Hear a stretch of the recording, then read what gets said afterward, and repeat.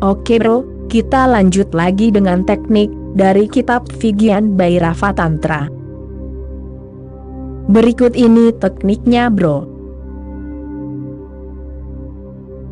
Aku ada. Ini milikku. Ini adalah ini. Wahai kekasih, bahkan dalam hal seperti itu, ketahui yang tanpa batas. Itulah tekniknya bro.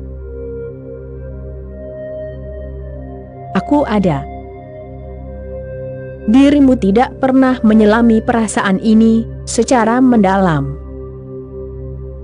Aku ada.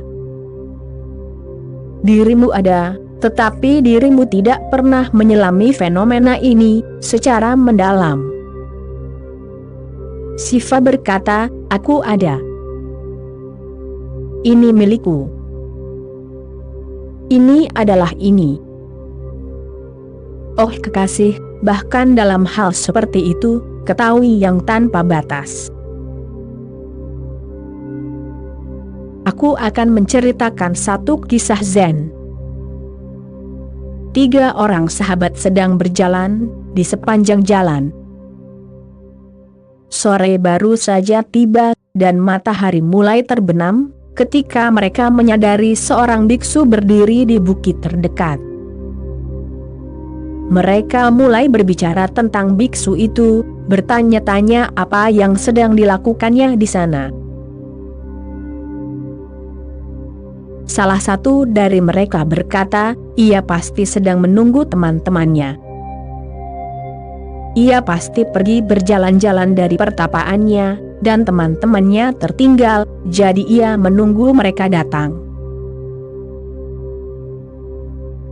Yang satunya membantah dan berkata, itu tidak benar, karena jika seseorang menunggu seseorang, terkadang dia akan menoleh ke belakang.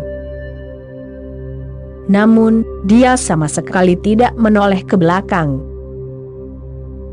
Jadi, asumsiku begini, bahwa dia tidak sedang menunggu siapapun. Sebaliknya, dia pasti telah kehilangan sapinya. Sore sudah dekat, dan matahari mulai terbenam, dan sebentar lagi akan gelap, jadi dia mencari sapinya. Dia berdiri di puncak bukit, dan mencari di mana sapi itu berada di hutan. Yang ketiga berkata, ini tidak mungkin benar, karena dia berdiri diam, tidak bergerak sama sekali, dan tampaknya dia tidak melihat sama sekali, matanya terpejam. Dia pasti sedang berdoa.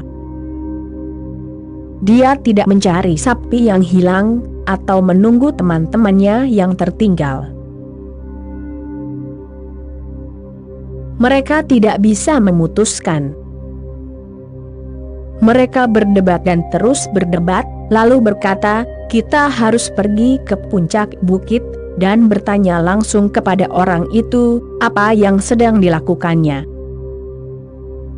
Maka mereka pun sampai ke biksu itu. Orang pertama berkata, apakah kamu menunggu teman-temanmu yang tertinggal untuk datang? Sang biksu membuka matanya dan berkata, aku tidak sedang menunggu siapapun. Dan aku tidak punya teman atau musuh untuk ditunggu. Ia memejamkan matanya lagi. Orang kedua berkata, kalau begitu, aku pasti benar. Apakah kamu sedang mencari sapimu yang hilang di hutan? Biksu itu berkata, tidak, aku tidak mencari siapapun, sapi atau siapapun. Aku tidak tertarik pada apapun kecuali diriku sendiri. Maka orang ketiga berkata, kalau begitu, tentu saja, kamu sedang melakukan doa atau meditasi. Sang biksu membuka matanya dan berkata, aku hanya berada di sini, tidak melakukan apapun. Inilah yang dikatakan umat Buddha sebagai meditasi. Jika dirimu melakukan sesuatu, itu bukanlah meditasi, dirimu telah melangkah jauh. Jika dirimu berdoa, itu bukanlah meditasi, dirimu telah mulai mengoceh. Jika dirimu menggunakan kata tertentu, itu bukanlah doa, itu bukanlah meditasi, pikiran telah memasukinya. Biksu itu mengatakan hal yang benar. Ia berkata, "Aku hanya berada di sini, tidak melakukan apapun." Sutra ini mengatakan ini, aku ada. Masuklah jauh ke dalam perasaan ini. Duduk saja, masuklah jauh ke dalam perasaan ini, aku ada, aku ada. Rasakan, jangan pikirkan, karena dirimu bisa mengatakannya dalam pikiran, aku ada, dan itu sia-sia. Kepalamu adalah kehancuranmu. Jangan terus mengulang dalam pikiran, bahwa aku ada, aku ada. Itu sia-sia, itu tidak berguna. Dirimu kehilangan intinya. Rasakan jauh di dalam tulang-tulangmu. Rasakan di seluruh tubuhmu. Rasakan sebagai satu kesatuan total, bukan di kepala. Rasakan saja, aku ada. Jangan gunakan kata-kata aku ada. Karena aku berhubungan denganmu, aku menggunakan kata-kata aku ada. Dan Siva berhubungan dengan Parvati, jadi dia harus menggunakan kata-kata aku ada. Jangan ucapkan. Jangan terus mengulanginya. Ini bukan mantra. Dirimu tidak boleh mengulang aku ada, aku ada. Jika dirimu mengulangi ini, dirimu akan tertidur, dirimu akan terhipnotis sendiri. Jika dirimu terus mengulang-ulang suatu hal tertentu, dirimu akan terhipnotis secara otomatis. Pertama-tama dirimu akan merasa bosan, kemudian dirimu merasa mengantuk, dan kemudian kesadaranmu hilang. Dirimu akan kembali dari sana dengan sangat segar, seperti setelah tidur nyenyak. Itu baik untuk kesehatan, tetapi itu bukan meditasi. Jika dirimu menderita insomnia, dirimu bisa menggunakan nyanyian, mantra. Itu sama bagusnya dengan obat penenang apapun, atau bahkan lebih baik. Dirimu bisa terus mengulang-ulang kata tertentu, dengan mengulang-ulang terus-menerus dengan nada monoton, dirimu akan tertidur. Segala sesuatu yang menciptakan kemonotonan, akan membuatmu tidur nyenyak. Jadi, para psikoanalis dan psikolog, terus memberitahu orang-orang yang menderita insomnia, untuk mendengarkan saja bunyi tik-tok jam. Teruslah mendengarkannya, dan dirimu akan tertidur, karena bunyi tik-tok menjadi lagu pengantar tidur. Anak dalam kandungan ibu, tidur terus-menerus selama 9 bulan, dan jantung ibu terus berdetak, tik-tok. Itu menjadi pengondisian mendalam, pengulangan terus-menerus dari jantung. Itulah sebabnya setiap kali seseorang membawamu dekat dengan jantungnya, dirimu merasa senang. Tik-tok, dirimu merasa mengantuk, rileks. Apapun yang memberi kemonotonan, memberi relaksasi, dirimu bisa tertidur. Di desa, dirimu bisa tidur lebih lelap daripada di kota, karena desa itu monoton. Kota tidak monoton. Setiap saat ada hal baru yang terjadi, suara lalu lintas terus berubah. Di desa, semuanya monoton, sama saja. Sungguh, di desa tidak ada berita, tidak ada yang terjadi, semuanya berputar-putar. Jadi, penduduk desa tidur lebih lelap, karena kehidupan di sekitar mereka monoton. Di kota, sulit tidur, karena kehidupan di sekitarmu sangat sensasional, semuanya berubah. Dirimu bisa menggunakan mantra apa saja, ram, ram, aum, aum, apa saja. Dirimu bisa menggunakan Yesus Kristus, dirimu bisa menggunakan Ave Maria. Dirimu bisa menggunakan kata apa saja, dan melantunkannya secara monoton, itu akan membuatmu tidur nyenyak. Dirimu bahkan bisa melakukan ini. Raman Maharshi biasa memberikan teknik, siapakah aku? Dan orang-orang mulai menggunakannya sebagai mantra.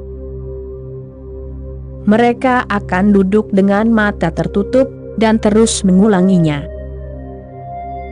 Siapakah aku? Siapakah aku? Siapakah aku itu telah menjadi mantra. Bukan itu tujuannya. Jadi jangan jadikan itu mantra, dan duduklah, jangan katakan, aku ada. Tidak perlu. Semua orang tahu, dan dirimu sudah tahu bahwa dirimu ada. Tidak perlu mengucapkannya, itu sia-sia. Rasakan saja, aku ada. Merasakan adalah hal yang berbeda, sama sekali berbeda. Berpikir adalah tipuan untuk melarikan diri dari perasaan. Itu tidak hanya berbeda, itu adalah tipuan. Apa yang aku maksud, ketika aku mengatakan untuk merasakan keberadaanku? Aku sedang duduk di kursi.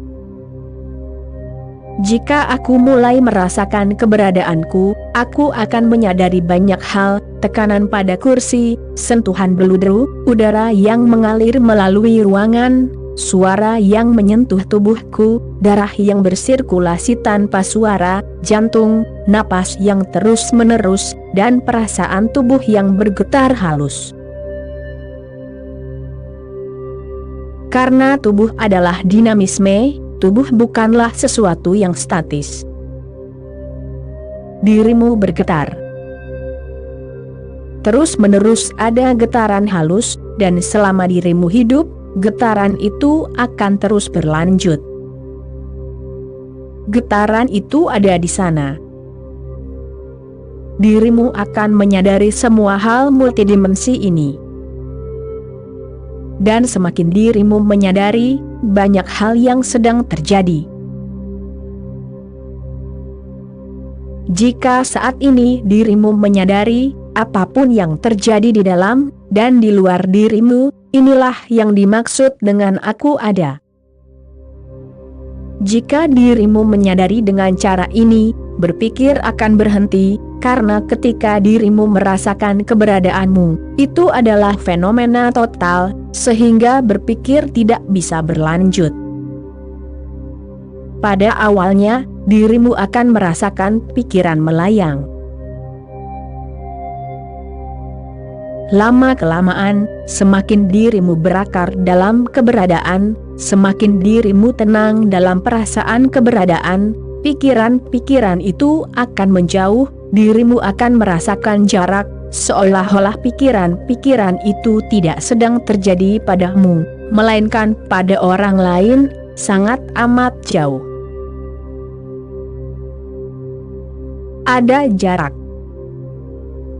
Dan kemudian, ketika dirimu benar-benar berakar, berpijak pada keberadaan, pikiran akan menghilang. Dirimu akan berada di sana, tanpa sepatah kata pun, tanpa satu pun gambaran mental. Mengapa ini terjadi? Karena pikiran adalah aktivitas khusus untuk berhubungan dengan orang lain. Jika aku ingin berhubungan denganmu, aku harus menggunakan pikiran, bahasa, dan kata-kataku. Ini adalah fenomena sosial, ini adalah aktivitas kelompok. Jadi, meskipun dirimu berbicara saat sendirian, dirimu tidak sendirian, dirimu berbicara dengan seseorang. Bahkan saat dirimu sendirian, saat dirimu berbicara dengan seseorang, dirimu tidak sendirian. Bagaimana dirimu bisa berbicara sendiri? Seseorang hadir dalam pikiran, dan dirimu berbicara dengannya. Aku sedang membaca autobiografi seorang profesor filsafat. Ia menceritakan bahwa suatu hari ia akan mengantar putrinya yang berusia 5 tahun ke sekolah, dan setelah meninggalkannya di sekolah, ia akan pergi ke universitas untuk menyampaikan kuliahnya. Jadi, ia mempersiapkan kuliahnya di jalan, dan ia lupa sama sekali tentang putrinya yang duduk di sampingnya di dalam mobil. Ia mulai berceramah dengan keras. Gadis itu mendengarkan selama beberapa saat, dan kemudian bertanya, "Ayah, apakah ayah berbicara denganku atau tanpa aku?" Bahkan ketika dirimu berbicara, dirimu tidak pernah berbicara tanpanya, dirimu selalu berbicara dengan seseorang.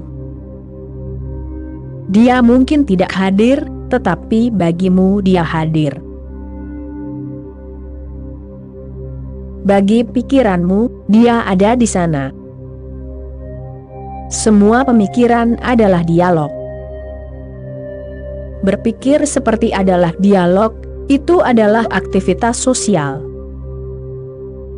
Itulah sebabnya jika seorang anak dibesarkan tanpa masyarakat, dia tidak akan mengenal bahasa apapun. Dia tidak akan mampu berbicara. Masyarakatlah yang memberimu bahasa. Tanpa masyarakat, tidak ada bahasa.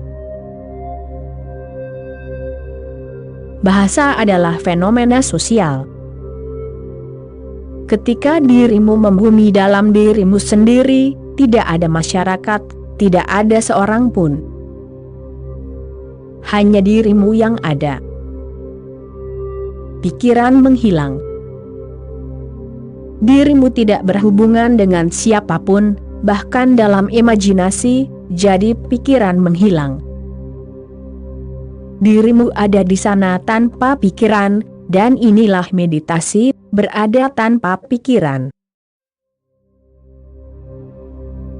Menjadi sangat waspada dan sadar, bukan tidak sadar, merasakan keberadaan dalam totalitasnya, dalam multidimensinya, tetapi pikiran tiba-tiba menghilang. Dan dengan menghilangnya pikiran, banyak hal ikut menghilang. Dengan menghilangnya pikiran, namamu menghilang. Dengan menghilangnya pikiran, bentukmu menghilang. Dengan menghilangnya pikiran, bahwa dirimu seorang Hindu, atau Muslim, atau Parsi juga menghilang. Dengan hilangnya pikiran, bahwa dirimu orang baik atau buruk juga menghilang. Dengan menghilangnya pikiran, bahwa dirimu seorang suci atau pendosa juga menghilang. Dengan menghilangnya pikiran, bahwa dirimu jelek atau cantik, semuanya menghilang. Semua yang diberi label pada dirimu, tiba-tiba tidak ada di sana. Dirimu berada dalam kemurnianmu. Dalam kepolosan totalmu, dirimu ada di sana, dalam keperawananmu, membumi, tidak mengambang, berakar pada apa adanya. Dengan pikiran, dirimu bisa bergerak ke masa lalu. Dengan pikiran, dirimu bisa bergerak ke masa depan.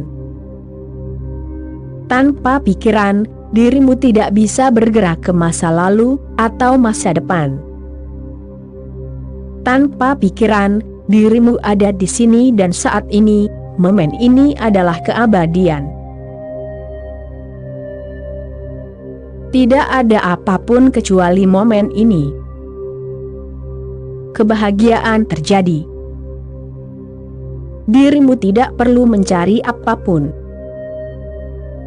Berakar pada momen, berakar pada keberadaan, dirimu bahagia.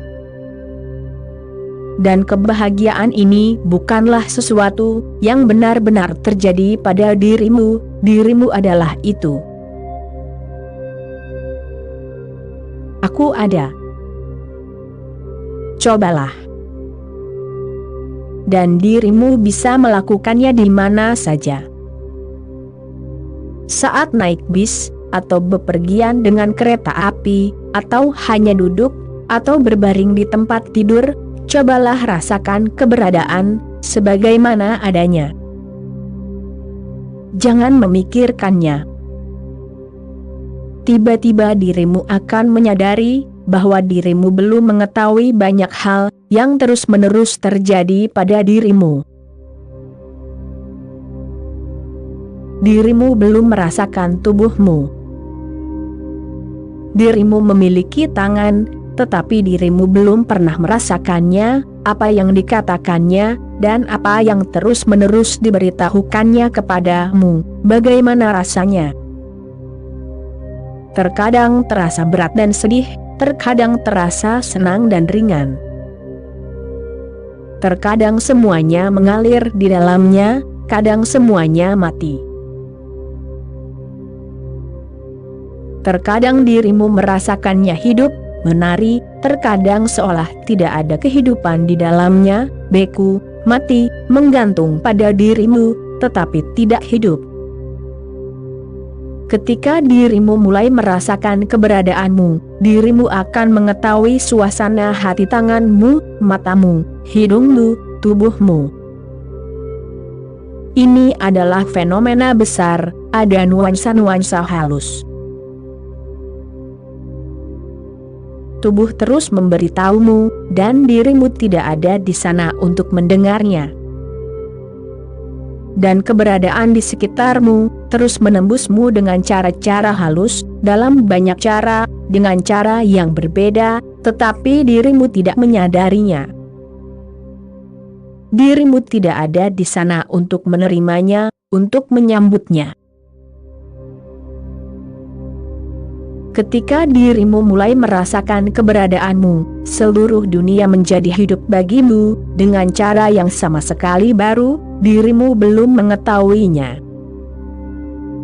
Kemudian dirimu melewati jalan yang sama, tapi jalan itu tidak lagi sama, karena sekarang dirimu berpijak pada keberadaan. Dirimu bertemu teman-teman yang sama, tetapi mereka tidak lagi sama, karena dirimu berbeda. Dirimu kembali ke rumahmu, dan istri yang telah tinggal bersamamu selama bertahun-tahun, tidak lagi sama.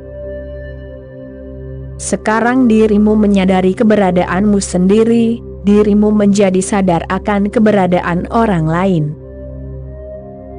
Ketika istrimu marah, dirimu bahkan bisa menikmati kemarahannya, karena sekarang dirimu bisa merasakan apa yang sedang terjadi. Dan jika dirimu bisa merasakannya, kemarahan mungkin tidak terlihat seperti kemarahan. Kemarahan mungkin berubah menjadi cinta. Jika dirimu bisa merasakannya jauh di dalam, maka kemarahan menunjukkan bahwa dia masih mencintaimu.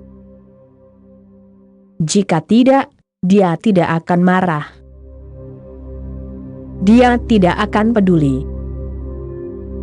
Dia masih menunggumu sepanjang hari. Dia marah karena dia mencintaimu. Dia tidak acuh tak acuh. Ingat, marah atau benci bukanlah kebalikan dari cinta, ketidakpedulian adalah kebalikan dari cinta. Ketika seseorang bersikap acuh tak acuh terhadapmu, cinta pun sirna. Jika seseorang bahkan belum siap untuk marah kepadamu, maka semuanya sirna.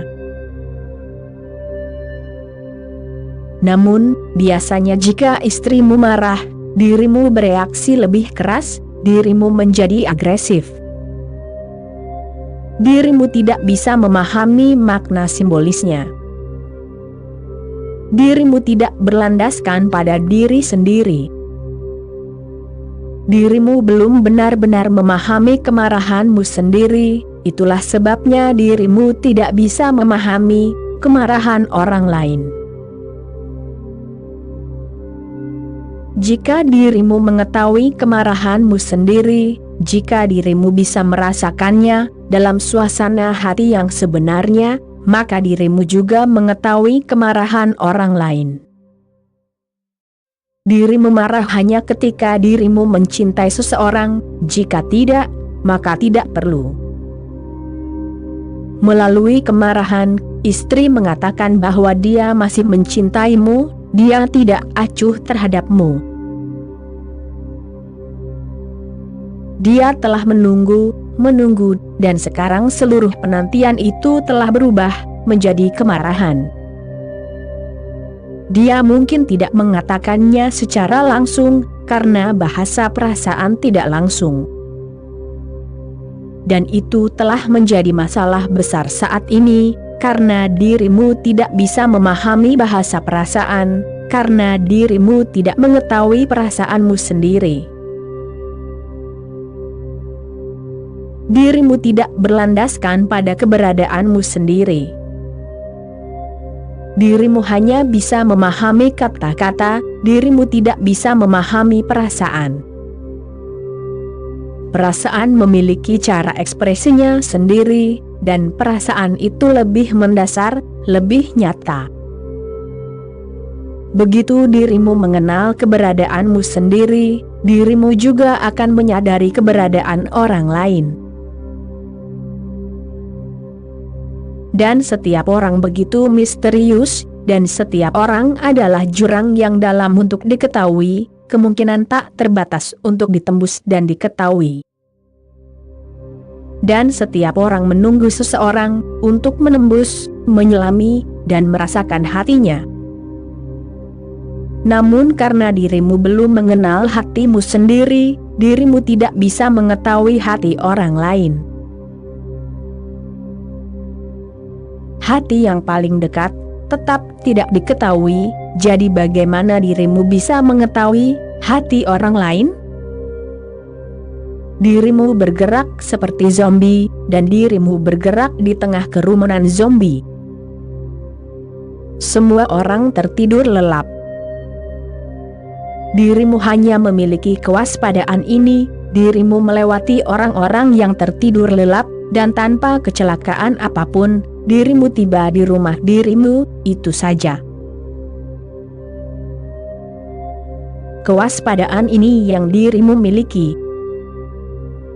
Ini adalah hal minimum yang mungkin bagi manusia, itulah sebabnya dirimu begitu bosan, begitu membosankan. Hidup hanyalah beban yang panjang dan jauh di lubuk hati, setiap orang menunggu kematian untuk dibebaskan dari kehidupan. Kematian tampaknya menjadi satu-satunya harapan. Mengapa ini terjadi? Hidup bisa menjadi kebahagiaan yang tak terbatas. Tapi mengapa terasa begitu membosankan? itu karena dirimu tidak berpijak di dalamnya. Dirimu tercabut, terpisah, dan hidup pada tingkat minimal. Sedangkan hidup baru benar-benar terjadi ketika dirimu telah hidup secara maksimal.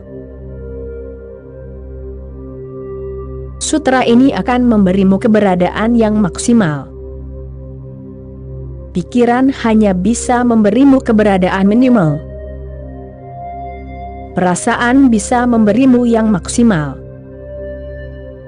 Tidak ada jalan menuju keberadaan melalui pikiran. Satu-satunya jalan adalah melalui hati, perasaan. Aku ada.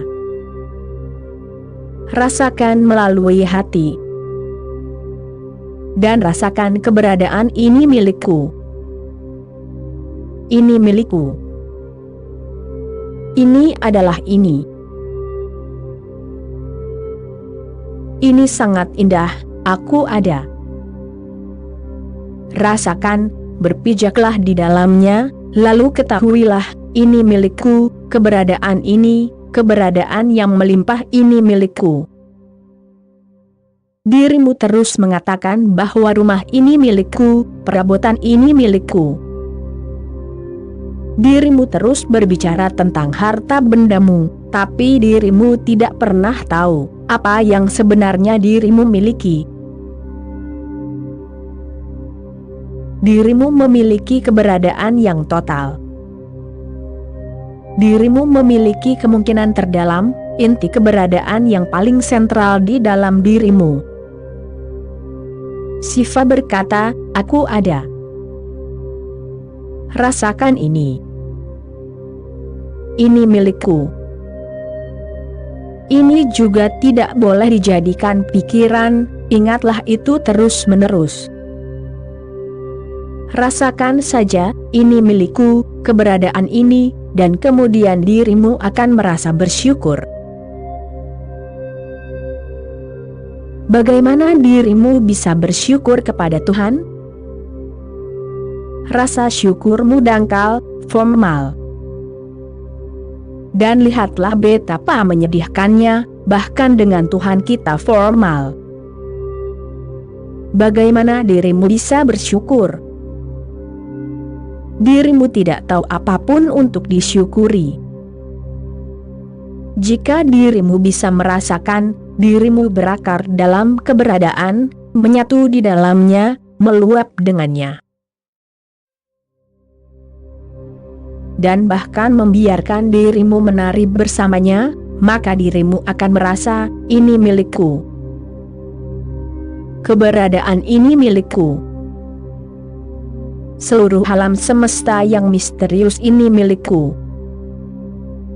Seluruh keberadaan ini adalah untukku.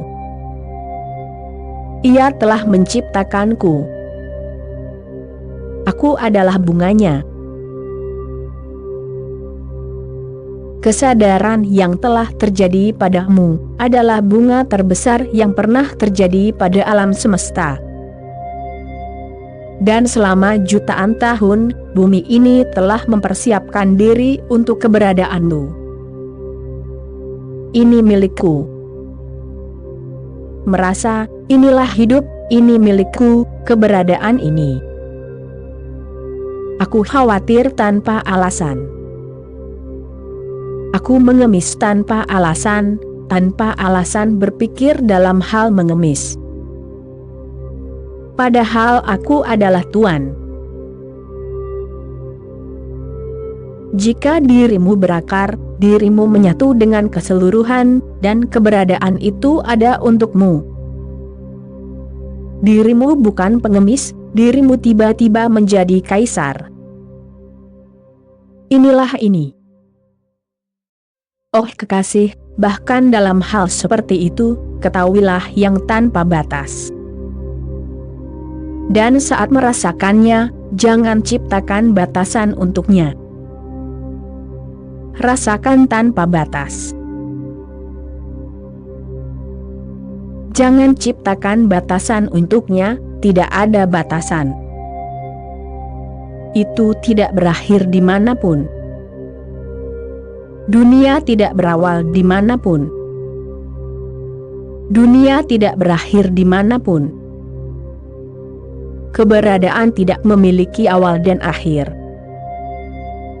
Dirimu juga tidak memiliki awal, dirimu juga tidak memiliki akhir. Awal dan akhir adalah karena pikiran, pikiran memiliki awal dan pikiran memiliki akhir. Mundurlah, berjalanlah mundur ke dalam hidupmu.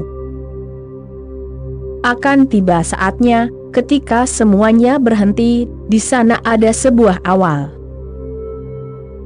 Dirimu bisa mengingat kembali saat dirimu berusia 3 tahun, atau paling lama 2 tahun, itu jarang terjadi, tetapi kemudian ingatan berhenti. Dirimu bisa berjalan mundur ke saat dirimu berusia 2 tahun. Apa artinya? Dan dirimu tidak bisa mengingat apapun sebelum itu, sebelum usia 2 tahun itu. Tiba-tiba ada kekosongan, dirimu tidak tahu apapun. Apakah dirimu ingat sesuatu tentang kelahiranmu? Apakah dirimu tahu sesuatu tentang 9 bulan di dalam rahim ibumu? Dirimu ada di sana, tetapi pikiranmu tidak ada di sana. Pikiran dimulai sekitar usia 2 tahun. Itulah sebabnya dirimu bisa mengingat kembali ke usia itu. Kemudian tidak ada pikiran, ingatan berhenti. Pikiran memiliki awal, pikiran memiliki akhir, tetapi dirimu tidak memiliki awal. Jika pada meditasi mendalam, pada meditasi semacam itu, dirimu bisa merasakan keberadaan, maka tidak ada pikiran, aliran energi yang tak berawal dan tak berujung, dari kekuatan kosmik. Lautan tak terbatas di sekelilingmu, dan dirimu hanyalah gelombang di dalamnya. Gelombang memiliki awal dan akhir, lautan tidak memilikinya. Dan begitu dirimu tahu bahwa dirimu bukanlah gelombang melainkan lautan, semua kesengsaraan telah lenyap. Apa yang tersembunyi di dalam kesengsaraanmu? Jauh di dalam sana ada kematian. Dirimu takut akan suatu akhir yang akan terjadi. Itu benar-benar pasti, tidak ada yang lebih pasti daripada kematian, rasa takut, gemetar. Apapun yang dirimu lakukan, dirimu tidak berdaya. Tidak ada yang bisa dilakukan, kematian akan terjadi. Dan itu terus berlanjut di dalam pikiran sadar dan bawah sadar. Terkadang itu meledak di alam sadar, dirimu menjadi takut akan kematian. Dirimu menekannya ke bawah, dan kemudian itu berlanjut di alam bawah sadar. Setiap saat dirimu takut akan kematian, akan akhir. Pikiran akan mati, dirimu tidak akan mati, tetapi dirimu tidak mengenal dirimu sendiri. Dirimu mengetahui sesuatu yang hanya merupakan sesuatu yang diciptakan, ia memiliki awal, ia akan memiliki akhir. Apa yang dimulai pasti akan berakhir. Jika dirimu bisa menemukan dalam dirimu sesuatu yang tidak pernah dimulai, yang hanya ada, yang tidak bisa berakhir, maka rasa takut akan kematian akan lenyap. Dan ketika rasa takut akan kematian lenyap, cinta mengalir melalui dirimu, bukan sebelum rasa takut itu. Bagaimana dirimu bisa mencintai jika kematian akan datang? Dirimu bisa bergantung pada seseorang, tetapi dirimu tidak bisa mencintai. Dirimu bisa memanfaatkan seseorang, tetapi dirimu tidak bisa mencintai. Dirimu bisa memanipulasi seseorang, tetapi dirimu tidak bisa mencintai. Cinta tidak mungkin ada jika ada rasa takut. Rasa takut adalah racunnya. Cinta tidak bisa berkembang jika ada rasa takut di dalam diri. Semua orang akan mati. Semua orang berdiri dalam antrian, menunggu waktunya. Bagaimana dirimu bisa mencintai? Segala sesuatu tampak tidak masuk akal. Cinta tampak tidak masuk akal jika ada kematian, karena kematian akan menghancurkan segalanya. Bahkan cinta pun tidak abadi. Apapun yang dirimu lakukan untuk kekasihmu, dirimu tidak bisa melakukan apapun, karena dirimu tidak bisa menghindari kematian. Kematian hanya menunggu di balik segalanya. Dirimu bisa melupakannya, dirimu bisa menciptakan kepura-puraan, dan dirimu bisa terus percaya bahwa itu tidak akan terjadi. Tetapi kepercayaanmu hanya dangkal, jauh di lubuk hati dirimu tahu, itu akan terjadi. Dan jika kematian memang ada, maka hidup tidak berarti. Dirimu bisa menciptakan makna-makna buatan, tetapi itu tidak akan banyak membantu. Untuk sementara, untuk beberapa saat, itu bisa membantu, dan lagi-lagi kenyataan meledak dan maknanya hilang. Dirimu bisa terus-menerus menipu diri sendiri, itu saja, kecuali dirimu mengetahui sesuatu yang tidak berawal dan tidak berujung, yang berada di luar kematian. Begitu dirimu mengetahuinya, maka cinta itu mungkin, karena dengan begitu, tidak ada kematian. Cinta itu mungkin. Buddha mencintaimu, Yesus mencintaimu, tetapi cinta itu sama sekali tidak dirimu ketahui. Cinta itu datang karena rasa takut telah hilang, sedangkan cintamu hanyalah mekanisme untuk menghindari rasa takut. Jadi, kapanpun dirimu mencintai, dirimu merasa tidak takut. Seseorang memberimu kekuatan. Dan ini adalah fenomena yang saling menguntungkan, dirimu memberi kekuatan kepada seseorang, dan seseorang memberi kekuatan kepadamu. Keduanya lemah, dan keduanya mencari seseorang, lalu dua orang yang lemah bertemu dan saling membantu untuk menjadi kuat, ini sungguh luar biasa. Bagaimana itu bisa terjadi?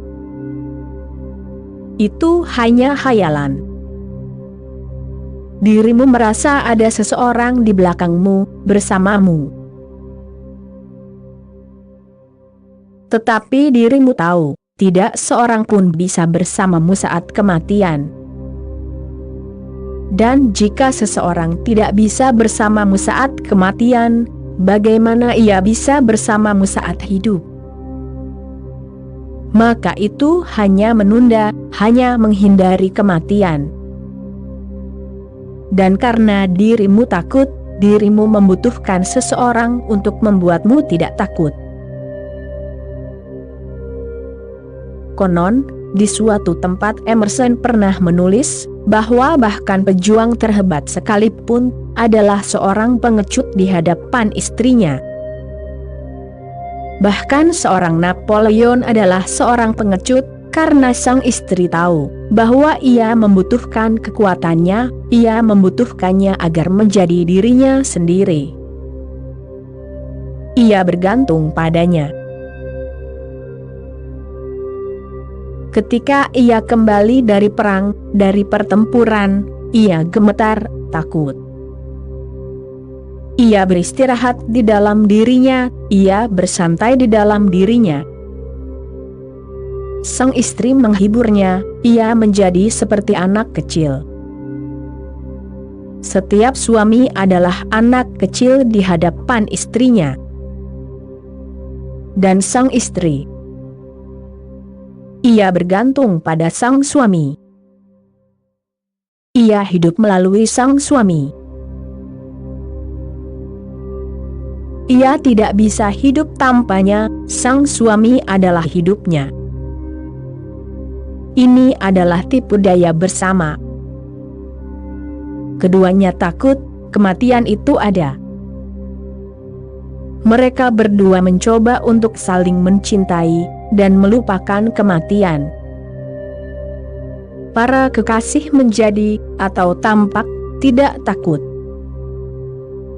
Para kekasih bahkan terkadang, bisa menghadapi kematian dengan sangat tidak takut.